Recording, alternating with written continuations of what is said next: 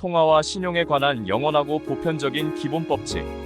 개인, 기업, 비영리단체, 정부를 막론하고 모든 경제 주체는 과거부터 지금까지 기본적으로 동일한 방식으로 금융 문제를 다루어 왔다. 들어오는 돈과 나가는 돈이 있고 그 차액이 자신의 순수익이 된다. 누구나 하는 가장 기본적인 사항인 지출보다 수입이 많으면 이익이 늘어나고 저축을 많이 할 수 있다. 수입보다 지출이 많으면 저축액이 줄어들고 다른 누군가로부터 돈을 빌리거나 빼앗아서 그 차액을 메워야 한다. 만일 부채보다 자산이 많으면 자산을 매각하여 소득 이상을 지출할 수 있지만 매각할 자산이 소진된 다음부터는 비용을 절감해야 한다. 자산보다 부채가 많고 수입으로 운영 경비와 이자 비용을 지불하지 못한다면 비용을 삭감하거나 채무불이행을 선언하거나 채무 구조 조정을 해야 한다.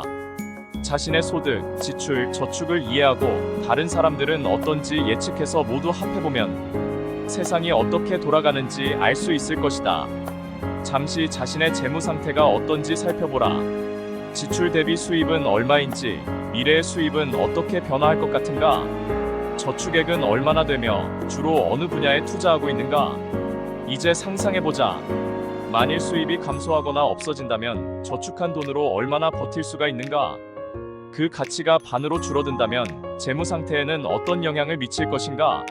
수월하게 자산을 매각해서 비용이나 이자를 감당할 수 있는가? 정부나 다른 데서 돈을 구할 길이 있는가? 이것은 여러분의 경제적 여유를 확보하는데 가장 중요한 질문이다.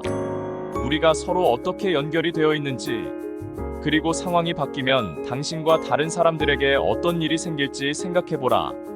경제란 모든 경제 주체의 활동을 합친 것이므로 이를 잘 이해하면 어떤 일이 일어나고 있는지, 그리고 무슨 일이 생길지 예상하는데 도움이 될 것이다.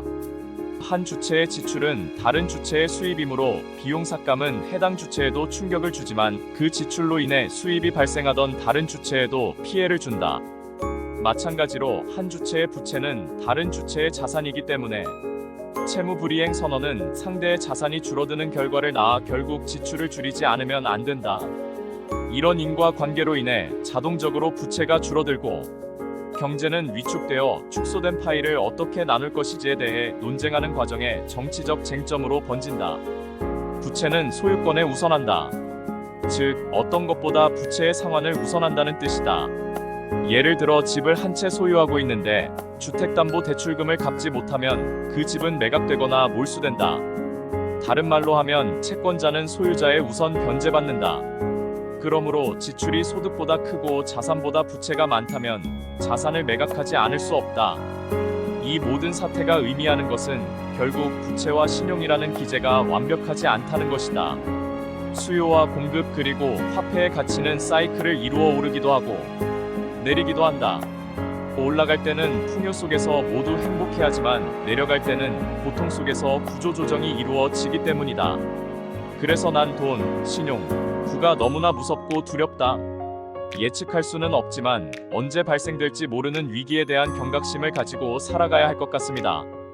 역사를 보면 그 어떤 정부도 개인을 재정적으로 보호해준 적이 없었다는 점을 명심하시기 바랍니다.